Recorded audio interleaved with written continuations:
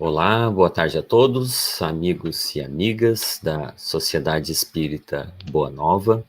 A gente está aqui reunidos, para mais uma exposição doutrinária que nós temos todos os sábados às 4h30 e também na quarta-feira, às 8h.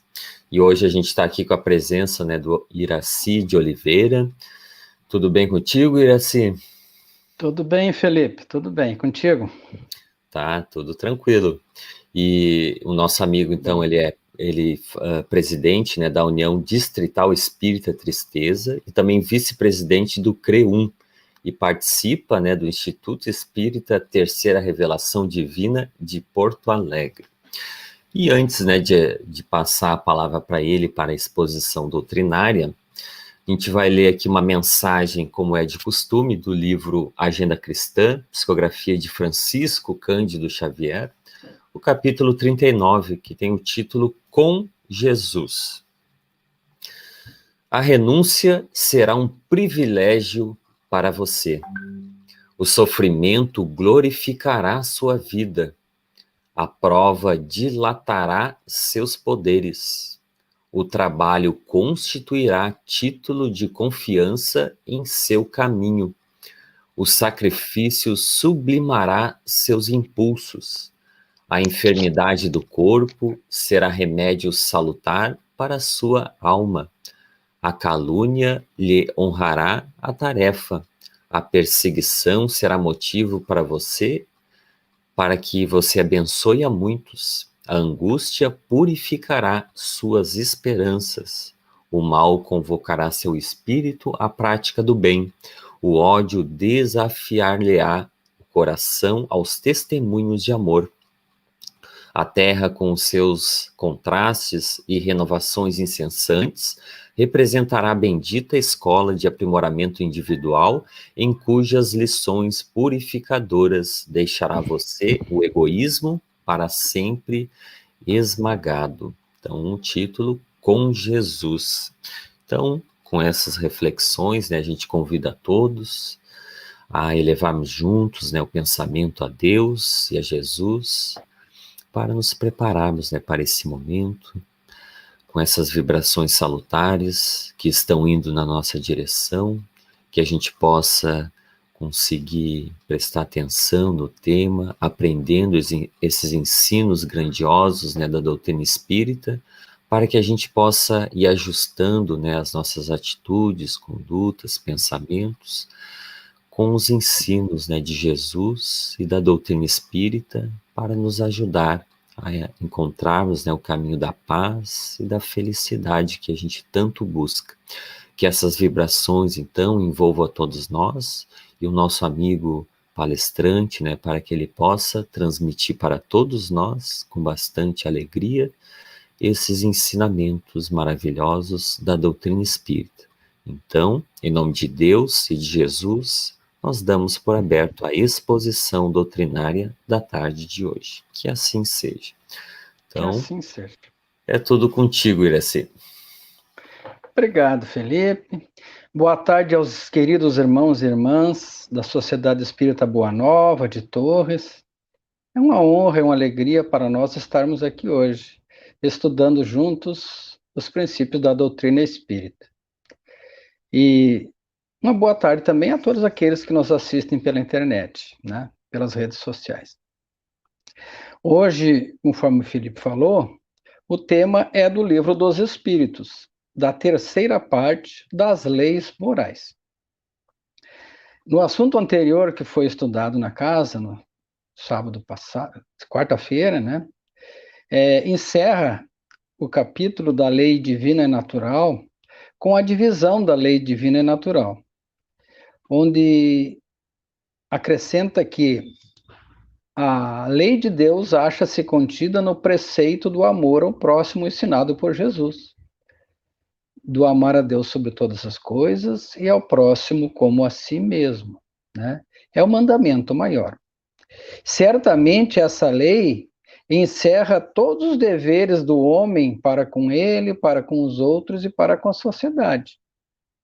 Mas como se trata, de certa forma, de um princípio que condensa todas as leis, né? Amar a Deus sobre todas as coisas e ao próximo como a si mesmo, eis aí toda a lei e os profetas, como disse Jesus, né? Às vezes é necessário que a gente separe, né? Divida essa lei para que seja bem melhor compreendida por todos nós. Então, no capítulo 3º do Livro dos Espíritos, né? As leis morais foram divididas em 12 partes, na verdade, né? Contendo as 10 leis de Moisés, ensinadas por Moisés. A lei começa com a lei divina e natural, que foi estudado no último encontro. A lei de adoração, de que falaremos hoje. Depois, lei de trabalho, reprodução, conservação, de destruição, sociedade, progresso, igualdade, liberdade. E, por fim, a lei de justiça, amor e caridade. Justiça, amor e caridade. Que, por certo, encerra todas as outras leis, pois traz os caracteres do homem de bem. Então, a lei de adoração, que é a segunda lei, ela trata dos objetivos ou conceitos da adoração, das adorações exteriores, da vida contemplativa. A prece está no centro do capítulo, ou seja, como algo que deve despertar o nosso maior foco de interesse, né? Depois fala de politeísmo e sacrifícios. Amigos, a nossa humanidade, principalmente lá pela década de 60 do século passado, passou por um período de avanço significativo da ciência. Após passados ali 15 anos da Grande Guerra, de termos descoberto como funcionava o átomo, e ido à Lua e outros tantos avanços científicos, a humanidade pensou que sabia de tudo em termos científicos.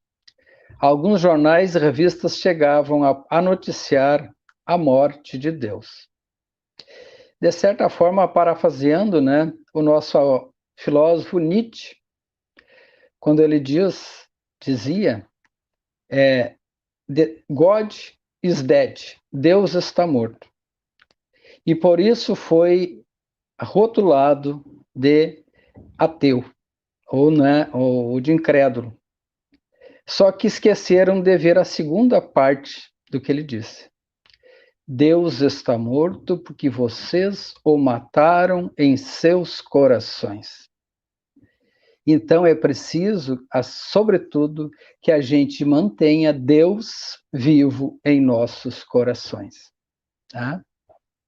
Mas com o tempo, então, a ciência percebeu que era incapaz de resolver todos os problemas e os dilemas humanos, desde a ciência física, os aspectos emocionais, afetivos, sociais e espirituais, né?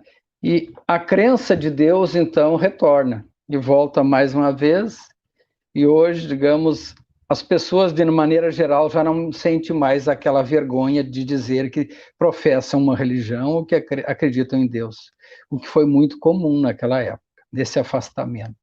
Digo da sociedade em geral, né? Claro.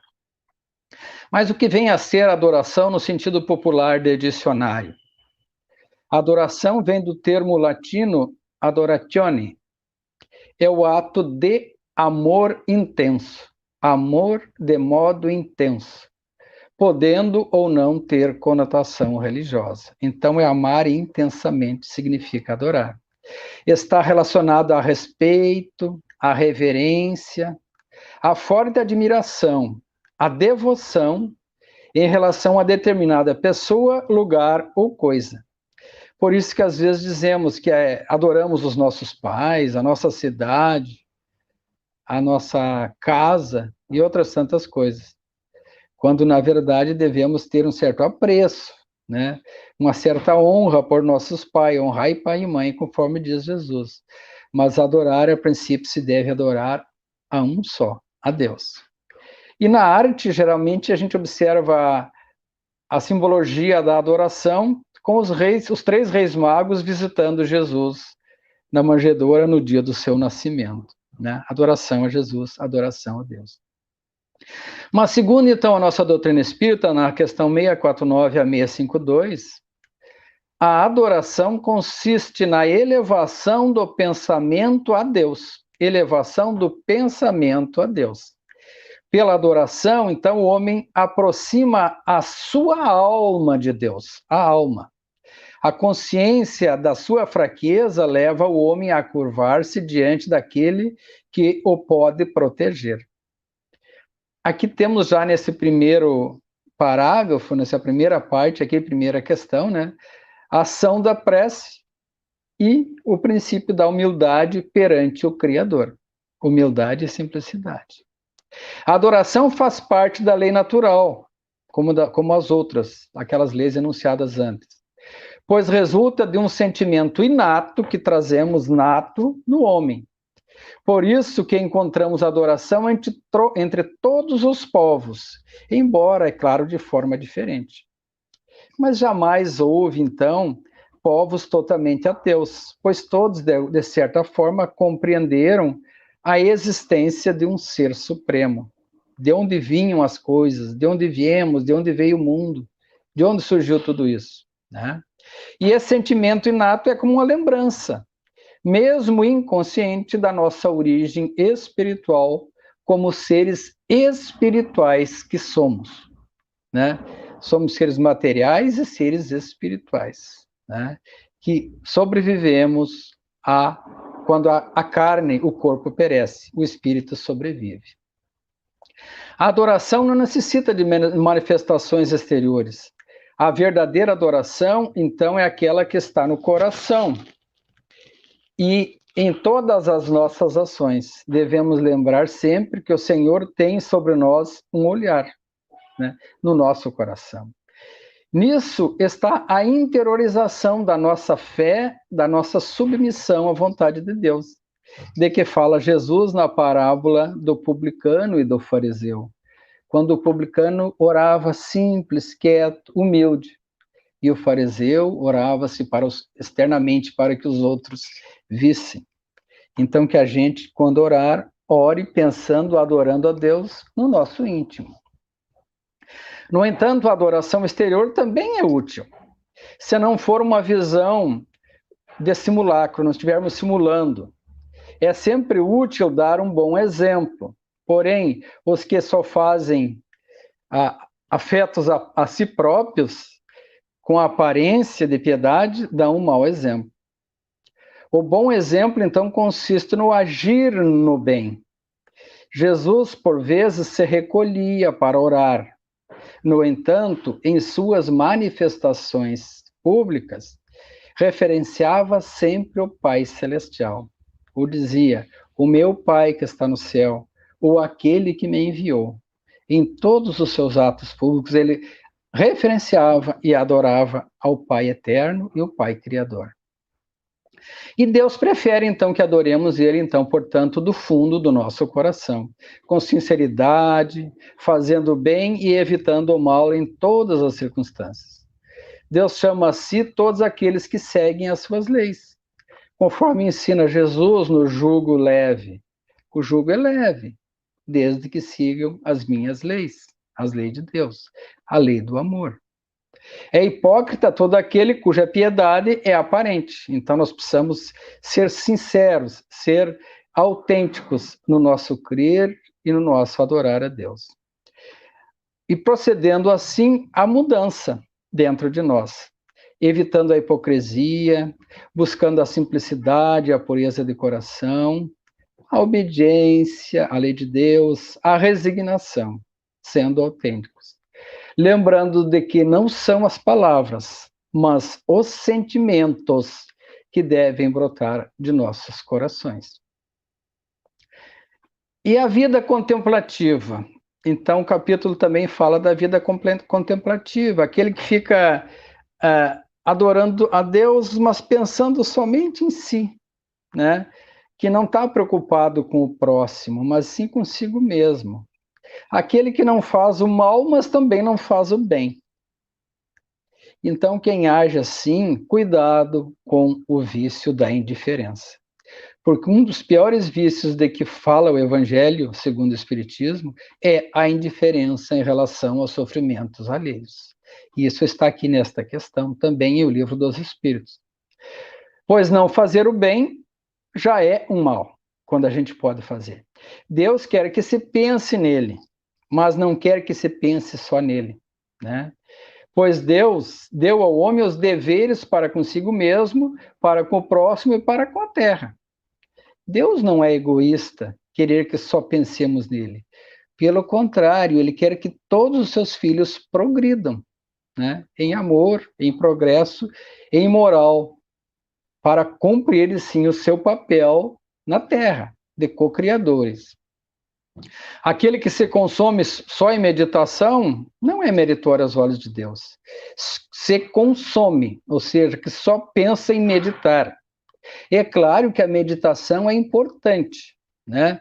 Para que a gente procure fazer uma autoanálise de nós mesmos, compreendermos a nós, ao mundo em que vivemos. Lembrando que estudar também é meditar, para buscar a sabedoria. Mas não é viver somente de meditação. É preciso a gente buscar o caminho do equilíbrio, né? É como aquele que estuda, mas não dá resposta, só estuda. Então, nós precisamos estudar, precisamos compreender e precisamos converter esses ensinamentos em ação no bem, em ação em favor do próximo, em favor da sociedade, em favor daqueles que nos cercam. E, é claro, cuidando de nós mesmos também, porque todos nós precisamos nos cuidar. Muito mais em época de pandemia, né? Que precisamos nos cuidar e cuidar dos outros, para que a gente não contribua para que o mal da doença se prolifere. A prece, então, que é o foco principal desse capítulo, é um ato de adoração. Orar a Deus é pensar nele, é aproximar-se dele, é pôr em comunhão com ele. Pela prece, nós podemos, então, louvar a Deus, fazer um pedido e agradecer pelas graças alcançadas. E a prece é sempre agradável a Deus quando ditada pelo coração, com a intuição. A prece do coração é preferível àquela linda, bela, né? Quando dita apenas com os lábios. Mas a prece é agradável a Deus mesmo, né, quando lida, desde que tenha-se sinceridade e profundidade e concentração naquelas palavras que estão sendo ditas. Que a gente coloque energia naquela prece lida, né? Então, daí sim, ela é tão benéfica quanto a prece intuitiva, aquela que brota do nosso pensamento, do nosso íntimo, quando oramos, tá? Então, é como ocorreu com Paulo, né, com Saulo, lá no caminho de Damasco. Ele disse: Senhor, que queres de mim? O que queres que eu faça? Aquilo foi tão sincero que, a partir dali, o Saulo passou por um processo de transformação e se tornou Paulo de Tarso, o São Paulo, o apóstolo dos gentios. Isso pode ocorrer com qualquer um de nós, por mais incrédulo ou mais, digamos, imperfeito, egoísta que seja. Quando decidirmos tomar a decisão profunda de nos transformar interiormente e nos elevarmos a Deus em sinceridade, isso pode acontecer conosco e acontece, né? Porque é isso que Deus espera de nós, a nossa transformação. E porque a prece, então, torna o homem melhor. Pois aquele que ora com fervor, com confiança, se faz mais forte perante as tentações e os mal. E Deus envia, então, a esse, para lhe assistirem, bons espíritos, né? Para ajudá-lo e auxiliá-lo. Mas quando essa prece for dita com sinceridade, conforme está lá no Evangelho segundo o Espiritismo, pedi e obtereis, com fé inabalável. E o essencial, então, não é orar muito, mas orar bem. A ineficácia do remédio não está no remédio em si, mas na maneira de se aplicar o remédio. Então é preciso que na prece, nessa adoração a Deus, tenhamos foco e desejo de realizar o bem. Pois Deus sabe muito bem do que realmente necessitamos. E Ele nos assiste com tudo aquilo que necessitarmos para mudarmos a nossa conduta quando assim desejarmos tomar essa decisão. E as boas ações são bem melhores, né, na prece, do que a prece em si. As boas ações que nós fazemos é a verdadeira prece, né? Precisamos, então, portanto, promover a mudança da nossa reforma interior, né? Seja para o nosso progresso ou para o progresso daqueles que vivem ao nosso lado. Realizando boas ações, bons sentimentos, bons pensamentos e boas ações. Pois é pelos frutos que se conhece a árvore, disse Jesus. Ou seja, é pelos frutos das nossas ações que somos conhecidos. E os frutos são os resultados das nossas ações. Não são as palavras em si, mas sim aquilo que fizermos em proveito do bem. E podemos, então, orar por nós mesmos ou pelos outros, pelos encarnados e pelos desencarnados. E as preces, será que elas, por nós mesmos, poderão abreviar as nossas provas ou as nossas expiações? Diz o livro dos Espíritos, né, nesse capítulo, que as nossas provas estão na mão de Deus. E existem algumas que devem ser suportadas até o fim. Mas Deus sempre leva em conta a nossa resignação, ou seja, a aceitação dos seus desígnios, né? Precisamos, muitas vezes, passar pelas expiações do corpo físico para que o espírito se transforme. E quando orarmos, vamos então pedir a Deus o que realmente precisamos, a força para suportar essas dificuldades. Porque a prece traz para junto de nós, então, pela prece sincera, os bons espíritos, que nos darão essa força de suportar as vicissitudes, a coragem, né? Para que essas vicissitudes pareçam menos rudes, né? E também surgir em nós a ideia da necessidade de nos desembaraçarmos por nós mesmos. Então, na verdade, a prece vai dar a força e a intuição para que nós desembaracemos dos nossos próprios problemas por nós mesmos. Ajuda-te que o céu te ajudará. É um capítulo do Evangelho segundo o Espiritismo, que tem correlação com esta passagem do Livro dos Espíritos. E a prece pelos outros. Então, o espírito que ora e atua pela vontade de praticar o bem, pela prece, atrai os bons espíritos, que se associam a si ao bem que deseja fazer ao seu próximo. Então, somam-se as intenções dos espíritos de luz às nossas boas intenções em prol do nosso próximo. Por isso que é tão importante a gente rezar pelos outros e fazer as nossas irradiações de preces. O pensamento e a vontade representam em nós um poder de ação que alcança muito além dos limites da esfera corporal que atuamos. A ação da prece é a transmissão do pensamento e da vontade. Se propaga. Então, o sentimento que brota no coração se propaga através do pensamento e alcança aquele irmão necessitado, pelo ato da nossa vontade de ajudar o outro. Se for ardente e sincera essa prece, então pode chamar em auxílio daquele a quem oramos os bons espíritos que também virão a seu socorro, sugerir bons pensamentos e a força necessária para enfrentarem as vicissitudes, fortalecendo o seu corpo e a sua alma. Também aqui a prece do coração, mais importante que a prece dos lábios em si. E a prece pelos espíritos desencarnados e sofredores pode ter um efeito também dos desígnios de Deus. A alma por quem se ora experimenta nesse momento um alívio, quando encontra almas caridosas, que se compadecem de suas dores. Nesse sentido é que está, então, o abreviar o sofrimento.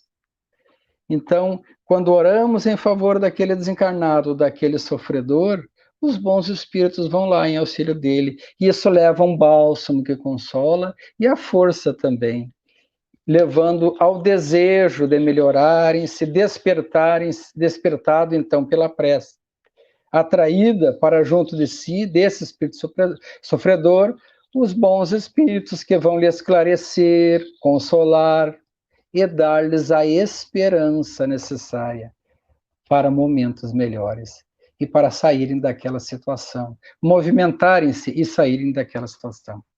Jesus orava pelas ovelhas desgarradas. Cabe a nós fazer o mesmo pelos necessitados, pela prece, sejam eles encarnados ou desencarnados.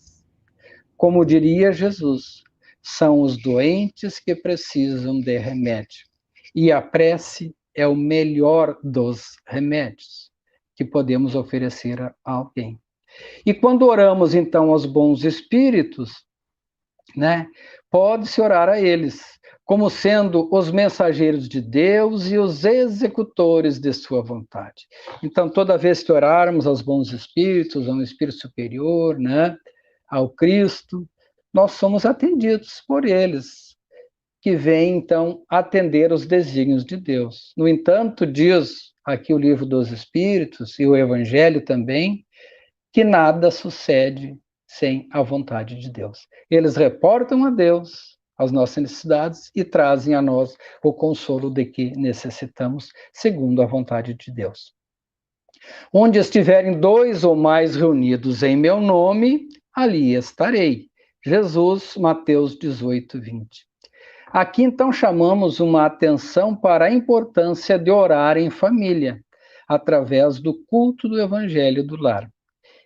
Tendo, então, essas excelentes oportunidades, através do culto do Evangelho, de receber o Cristo na nossa família, de adorarmos a Deus, de estudarmos o Evangelho, de estudarmos a doutrina espírita, de elevarmos-nos em bons pensamentos, em bons sentimentos e boas ações, elevando a psicosfera do nosso lar, através do ensino do Evangelho de Jesus e da doutrina espírita.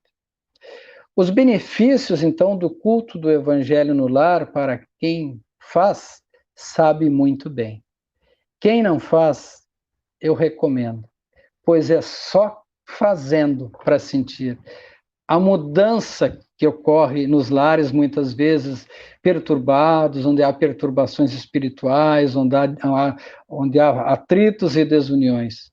Com o Evangelho no lar, a psicosfera se eleva, vamos se acalmando e vamos aprendendo, então, a respeitarmos uns aos outros e vivermos, então, como verdadeiros irmãos em fraternidade. O texto também fala aqui do panteísmo, que ao longo da nossa história acreditamos em deuses, em muitos deuses da natureza, né? Mas que aqueles deuses da natureza que acreditamos no passado, aqueles muitos deuses, eles mantêm uma correlação com aquela personalidade que atribuímos a eles, a espíritos de luz, né? Que eram consultados, né, por aqueles que tinham mediunidade e traziam as informações.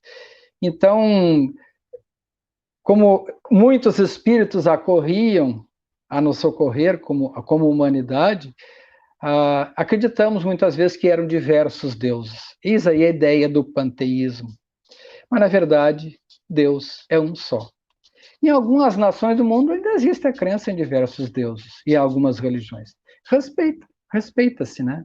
Mas, no fundo, todos temos a ideia de um Deus único, ou um Deus dos deuses, né? Conforme acreditavam os antigos. Tá certo? Entendemos hoje que esse Deus, né, é o Deus soberanamente justo e bom e único. E também equivocados nesse nosso processo de adoração como humanidade, desde a mais remota antiguidade, muitas vezes, ao invés de oferecer a prece do sacrifício da prece e do bom trabalho ao Senhor, ao Deus, né, oferecemos sacrifícios de cereais, de animais e muitas vezes sacrifícios humanos, né? Mas isso foi mudando ao longo da história. Abraão, na história que está lá na Bíblia, o patriarca judeu Abraão, né, ele teria ido no alto do monte para sacrificar o seu filho Isaque a Deus, pela graça recebida em prol de sua nação. E no momento, então, apareceu o anjo que trouxe um cordeiro. Isso sinalizou um divisor de águas entre aquele povo hebreu da época, de que não deveríamos mais sacrificar pessoas. Mas naquela época ainda permaneceu o sacrifício animal, que durou por muito tempo. E hoje em dia a maioria de nós já também não aceita a ideia de sacrifícios animais. Não tem por que os animais sofrerem em nosso benefício. Os animais são nossos irmãos de evolução. Respeitamos aqueles que têm essas crenças, mas temos que esclarecer que a verdadeira adoração está na prece a Deus. Vindo iluminar o mundo, então, com a sua divina luz, o cristianismo não pode destruir de uma só vez, né, as leis da natureza. Pelo contrário, ele veio a nos mostrar o verdadeiro sentido dessas leis da natureza e o verdadeiro sentido da lei de Deus, ensinando que a prece dita do fundo da alma e do coração é o melhor remédio que podemos receber para suportar as nossas dificuldades. Que Deus sabe do que necessitamos e abençoa sempre aqueles que fazem o bem, aquele que ampara os pobres, os necessitados, por meio dessas ações, então, do bem ao próximo, nós adoramos e honramos a Deus. E concluindo, amigos, está chegando no fim do nosso tempo, além do cristianismo de Jesus, a primeira revelação, ou seja, a revelação de Jesus, né, da doutrina espírita, temos a doutrina espírita, que traz, então, a luz do evangelho revivido, que é explicando o que é Deus, a inteligência suprema e soberana, único, eterno, imutável, imaterial, onipotente, soberanamente justo e bom. Então, o que se pode imaginar de soberanamente justo e bom ainda é insuficiente na nossa concepção para conceber Deus. Deus é infinito em todas as perfeições humanas. Em todas as perfeições, Deus é infinito. Ou seja, Deus é infinito em tudo. Em inteligência, em sabedoria, em amor, em bondade, né? Esse conceito, além de estar no início do Livro dos Espíritos, também está lá em A Gênese, capítulo 19, né? Quando fala de Deus, a natureza divina. O processo de compreensão da adoração acompanha a nossa evolução humana, como seres humanos e como humanidade. E quanto mais evoluirmos intelectual e principalmente moralmente, mais vamos nos aperfeiçoando como espíritos em direção à perfeição moral e da nossa concepção da forma de compreender Deus, compreender o universo em que vivemos, compreender a nossa sociedade, compreender ao nosso próximo e a nós mesmos. Então, o que está compreendendo a nós, compreendemos o universo. Pois o que está fora é igual, está aí o universo afora. Se procurarmos nos conhecer e compreender no nosso íntimo e perceber as nossas imperfeições e as nossas virtudes, poderemos bem melhor compreender as imperfeições e as virtudes do nosso próximo. Então, não há motivo mais de condenar a ninguém por suas ações, mas sim compreendê-lo, compreender que ele está vivendo uma fase do seu processo evolutivo e que um dia todos nós alcançaremos a felicidade e a perfeição moral, pois foi para isso que Deus nos criou. Muito obrigado pela atenção de vocês, que Deus esteja em nossos corações, e Ele está. Que o Cristo esteja em nossos corações, e Ele está. E que possamos fazer o bem, sempre que estiver ao nosso alcance, não sendo indiferentes ao sofrimento de ninguém, e nem colocando a candeia do conhecimento, da compreensão da vida, embaixo do alqueires, mas trazendo a luz ao mundo daquilo que Jesus nos ensinou através do Evangelho e que nos ensina também através da terceira revelação divina, que é o Espiritismo. Muito obrigado e que Deus abençoe a todos nós. Que assim seja. Nós que agradecemos, Iraci, com certeza belas reflexões, né? E para aqueles companheiros e companheiras, né, que gostaram do tema e querem se aprofundar, só lembrando então que essa lei de adoração, né, está lá no Livro dos Espíritos, na parte terceira, né, no capítulo 2, das questões 649 a 673, né, Iraci? É isso aí. E também até a citação que ele fez ali também no Evangelho segundo o Espiritismo, acho que tu falou algumas partes ali do Pedi e Obtereis, que ali também é fantástico para poder aprofundar esse tema, que fala da qualidade da prece, a eficácia da prece, a ação da prece, a transmissão do pensamento. São muitos temas, assim, excelentes para a gente estudar. E também aí fica uma dica interessante, que no último capítulo do Evangelho tem a coletânea de preces espíritas, né? Porque às vezes a gente quer fazer uma prece assim, mas de repente quer se inspirar em alguma linha de raciocínio, aí tem várias preces para nós, para os outros, para os que já não estão mais na Terra, para os desencarnados, né? Para os obsediados também, fica a dica também desse complemento, né? Então, para essa etapa final, a gente, falando da lei de adoração, nada como encerrar com uma prece, né? Então, a gente convida a todos, né, para a gente encerrar fazendo uma prece, agradecendo a Deus essa oportunidade que a gente tem de estar aqui, então, estudando, aprendendo um pouquinho mais com essa doutrina maravilhosa. A gente pede para que cada um de nós possamos ir vencendo, né, as nossas más tendências, que os benfeitores espirituais, o nosso guia espiritual, possa nos ajudar para esse aprimoramento individual. E também oramos pelo próximo, pelos nossos familiares, por todos aqueles, né, que necessitam de alguma vibração salutar. E também oramos, né, para os espíritos, que a gente sabe com a doutrina espírita, que os espíritos gostam muito, né, das lembranças, das preces que são direcionadas para eles. Então, os espíritos que porventura, né, estiveram nesse momento nos acompanhando a exposição doutrinária, que possa uma vibração de muita paz e harmonia também ir na direção deles, para que os benfeitores espirituais possam os conduzir para regiões no plano espiritual, para continuarem aprendendo, né? Aprendendo os ensinos de Jesus e da doutrina espírita. Então, com esse pensamento, com bastante alegria, nós damos por encerrado a exposição doutrinária. Que assim seja. Que assim seja. Então, muito obrigado, Iraci, e até uma próxima oportunidade, né? Nós que agradecemos e que a paz esteja conosco. Saúde e paz. Que assim Bom seja. fim de semana. Que assim Valeu. seja. Tchau, tchau. Tchau, tchau.